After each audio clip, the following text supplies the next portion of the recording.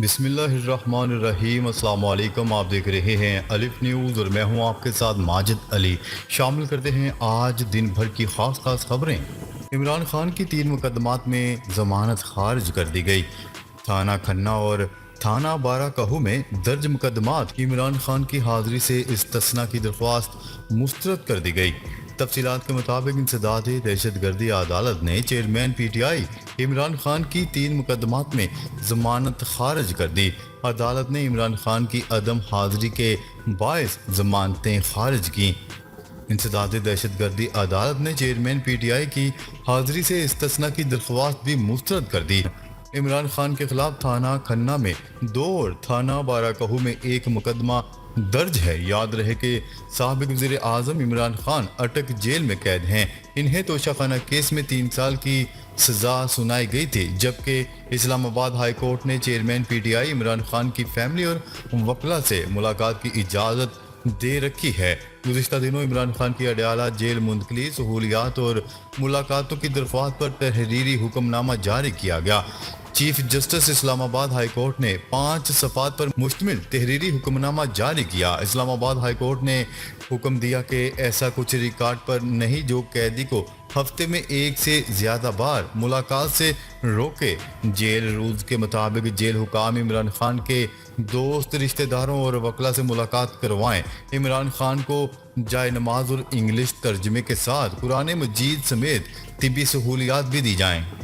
جبکہ عمران خان کی اٹک جیل سے اڈیالہ جیل منتقلی کی درخواست پر مناسب آرڈر جاری کرنے کا کہا تھا۔ چیئرمین پی ٹی آئی کی اٹک سے اڈیالہ جیل منتقلی درخواست پر سماعت چیف جسٹس عامر فاروق نے کی تھی۔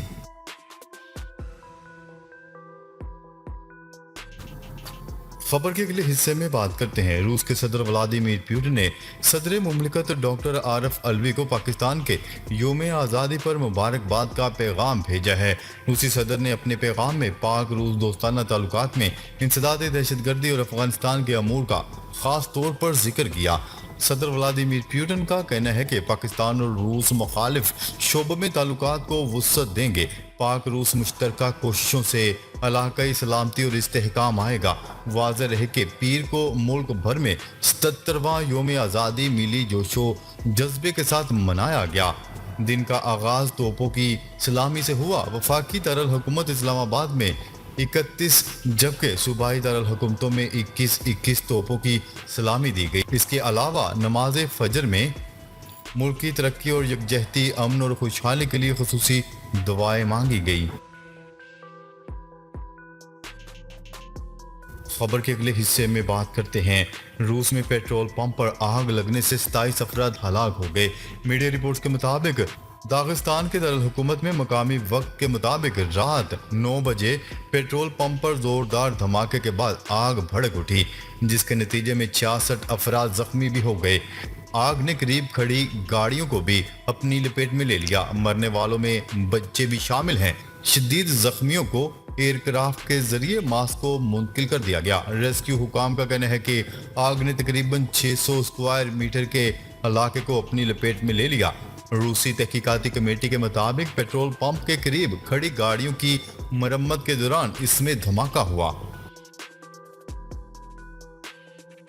خبر کے اگلے حصے میں بات کرتے ہیں۔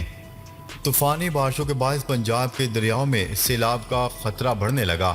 ملک بھر میں 23 جولائی تک جاری رہنے والے مونسون کی بارشوں کے باعث پنجاب کے دریاؤں میں سیلاب کا خطرہ منڈلانے لگا۔ پی ڈی ایم اے کی طرف سے پنجاب کے دریاؤں میں سیلاب کا خطرہ ظاہر کیا گیا ہے۔ دریائے راوی اور دریائے چناب سے متصل نالوں میں درمیانے درجے کے سیلاب کا امکان ہے۔ ترجمان پی ڈی ایم اے کے مطابق بھارت میں دریائے ستلج اور بیاس پر ڈیم تقریباً پانی سے بھر چکے ہیں۔ دریائے ستلج اور بیاس کے بلائی علاقوں میں بارش کے امکانات ہیں۔ آئندہ 24 گھنٹوں میں بلائی علاقوں میں طوفانی بارشوں کے امکانات ہیں۔ ترجمان کا کہنا ہے کہ مونسون بارشوں کا سلسلہ 23 اگست تک جاری رہنے کا امکان ہے۔ گنڈا سنگھ والا اور زیریں علاقوں میں طغیانی کے بھی امکانات ہیں۔ خیال رہے کہ محکمہ موسمیات کی طرف سے آج وفاقی دارالحکومت اسلام آباد میں تیز ہواؤں اور گرج چمک کے ساتھ بارش کا امکان ہے۔ وسطی پنجاب، خطہ پوٹوہار اور بلائی خیبر پختونخوا میں بھی بارش متوقع ہے۔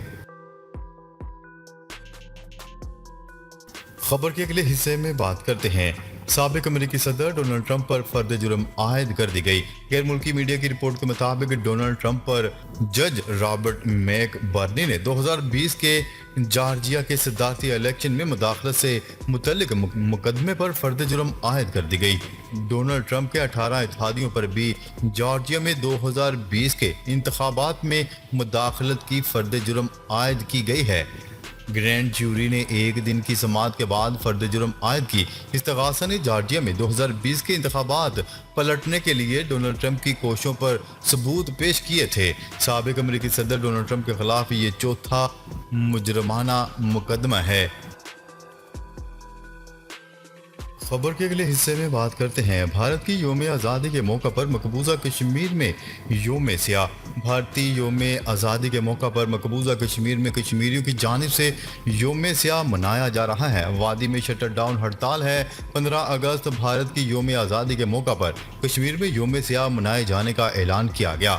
اس حوالے سے سری نگر، ہنڈوارہ اور پونچھ سمیت کئی اضلاع میں سیاہ پرچم لہرا دیے گئے۔ کشمیریوں کا بھارتی یوم آزادی پر مودی سرکار سے UN قراردادوں کے مطابق ریفرینڈم کا مطالبہ ہے۔ رد عمل پر مودی سرکار کے اوسان خطا، وادی بھر میں انٹرنیٹ بند اور کرفیو نافذ کر دیا گیا ہے۔ اس حوالے سے جماعتی حریت کانفرنس کے ترجمان کا اپنے ایک حالیہ بیان میں کہنا تھا کہ بھارت کو مقبوضہ جموں کشمیر میں اپنا یوم آزادی منانے کا کوئی اخلاقی جواز نہیں۔ بھارت نے 15 اگست کو اپنے یوم آزادی سے قبل مقبوضہ علاقے میں ظلم و جبر میں اضافہ کر دیا ہے۔ خبر کے اگلے حصے میں بات کرتے ہیں امریکہ میں 100 سالہ تاریخ کی بدترین تباہی، ہلاکتیں 96 ہو گئیں۔ امریکی ریاست ہوائی کے ماوی جنگلات میں لگنے والی آگ پر 6 روز بعد بھی قابو نہیں پایا جا سکا، جبکہ ہلاکتوں کی تعداد 96 تک جا پہنچی۔ حکام نے گمشدہ ہونے والے افراد کا سراغ نہ ملنے کے سبب مزید اموات کا خدشہ ظاہر کیا ہے۔ امریکی نشریاتی ادارے کے مطابق ریاست ہوائی کی کاؤنٹی ماوی کے جنگلات میں لگنے والی آگ ملک کی 100 سالہ تاریخ کی بدترین تباہی والی آگ ثابت ہوئی ہے۔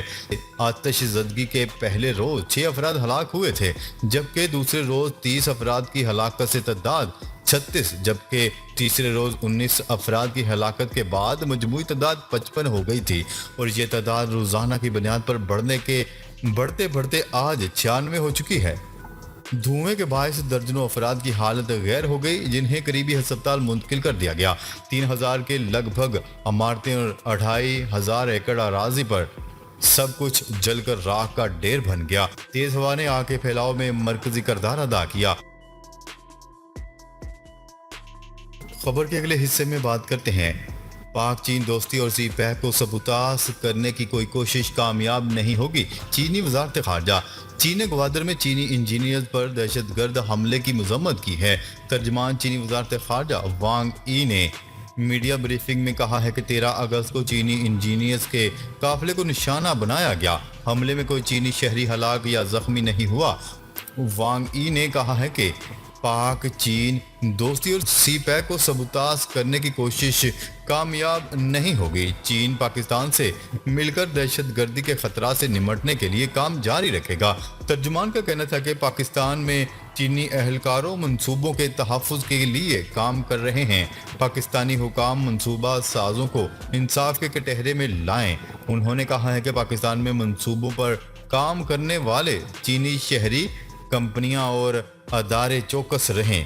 کیا رہے کہ 13 اگست کو گوادر بندرگاہ کے قریب چینی شہریوں کے ایک قافلے پر حملہ کیا گیا تھا، تاہم سیکیورٹی فورسز نے دہشت گردوں کا قافلے پر حملہ ناکام بناتے ہوئے 2 حملہ آوروں کو ہلاک کر دیا تھا۔ پاک فوج کے شعبہ تعلقات عامہ کے مطابق دہشت گردوں کے حملے میں کوئی جانی نقصان نہیں ہوا۔ سیکیورٹی فورسز امن اور خوشحالی کے دشمنوں کی ہر کوشش ناکام بنانے کے لیے پرعزم ہے۔ ناظرین، اب تک کے لیے اتنا ہی۔ مزید خبریں لے کر بہت جلد آپ کی خدمت میں حاضر ہوں گے۔ تب تک کے لیے اپنا خیال رکھیے گا۔ اللہ نگہبان۔